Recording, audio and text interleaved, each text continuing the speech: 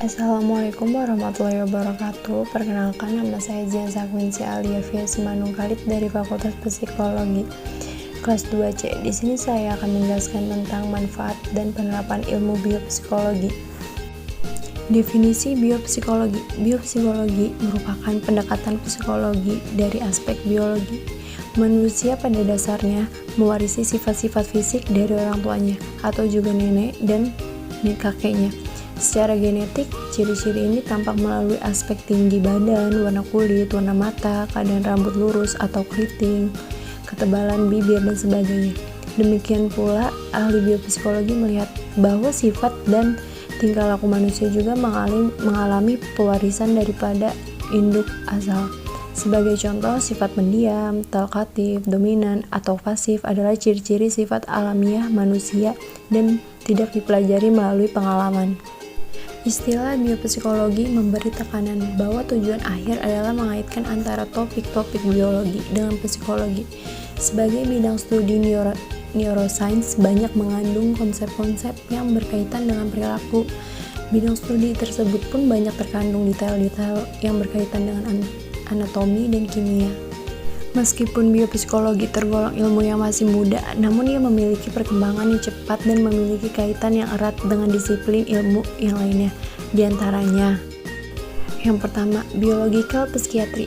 Biological psychiatry ini membahas tentang biologi yang berkaitan dengan penyimpangan psikiatris dan perlakuan atau treatment terhadap penyimpangan tersebut melalui manipulasi otak.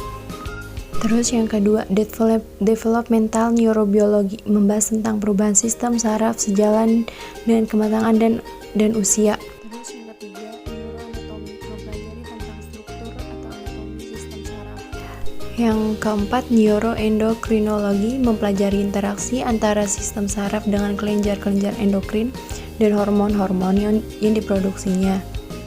Lalu yang kelima, neurofarmakologi mempelajari efek obat-obatan pada sistem saraf, terutama yang mempengaruhi transmisi sel saraf. Dan yang terakhir, yang keenam, neurophysiologi mempelajari respons sistem saraf, terutama yang terlibat dalam transmisi sinyal elektronik melalui sel-sel saraf dan antara sel-sel saraf. Selanjutnya saya akan menjelaskan tentang manfaat mempelajari ilmu biopsikologi. Yang pertama, promosi gaya hidup sehat atau health promotion bisa saja dilakukan oleh para psikolog yang juga mempelajari mengenai biopsikologi, terutama gangguan mental. Klasifikasi gangguan mental sangat banyak sehingga seringkali banyak masyarakat awam yang tidak mengerti. Nah, jika kita mempelajari psikologi tentu bisa membantu merancang program promosi maupun edukasi kesehatan yang sesuai bagi masyarakat, bagi para siswa maupun orang dewasa. Yang kedua, identifikasi. Identifikasi itu mempelajari mengenai psikologi, maka membiasakan diri untuk mau dan bisa mengidentifikasi penyebab kemunculan penyakit dan diagnosis kondisi kesehatan individu atau disfungsi lain. Dalam ilmu ini tidak ada kebetulan, semua bisa dipelajari dan ada penjelasannya. Seringkali manusia menginginkan sebuah penjelasan dibandingkan hanya menerima dengan lapang dada saja. Yang ketiga, pencegahan dan perawatan terhadap penyakit tidaklah mudah, terutama jika kronis, maka peran psikologi untuk menyemangati dan membantu mereka agar sembuh. Praktisi psikologi kesehatan dapat membantu menyusun program-program pencegahan maupun perawatan terhadap penyakit melalui pendekatan psikologis. Kalaupun pasien yang ditangani merupakan mereka yang cacat mental, minimal Anda bisa menjelaskan mengapa sang anak bisa mengalami kendala dan masalah tersebut. Yang keempat, mempelajari secara logika. Biasanya banyak orang yang menyatakan bahwa gangguan mental, kutukan, dan sebagainya sehingga penderita dijauhkan dan juga diasingkan. Padahal dengan biopsikologi maka akan membantu mereka memahami bahwa gangguan mental bisa dipahami secara logika dan bisa terjadi pada siapa saja.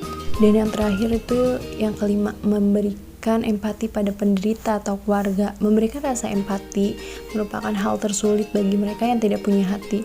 Untuk itu, adanya biopsikologi membantu untuk memahami dan memberikan rasa empati, bukan justru menghardik dan sejenisnya. Sekian penjelasan dari saya, kurang lebihnya mohon maaf. Wassalamualaikum warahmatullahi wabarakatuh.